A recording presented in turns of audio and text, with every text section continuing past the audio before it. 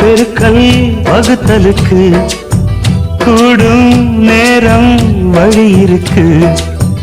இருக்கிற நாள இருவரும் சேர்ந்து இணை பிரியாம கழிச்சிட வேணும்.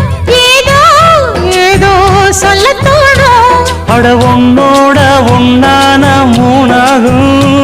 அது இப்போதும் எப்போதும் தேனாகும்.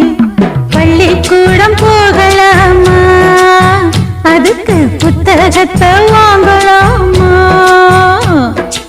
எல்லோருக்கும் நல்ல பாடம் சொல்லாமலே புரியும் பாடம்.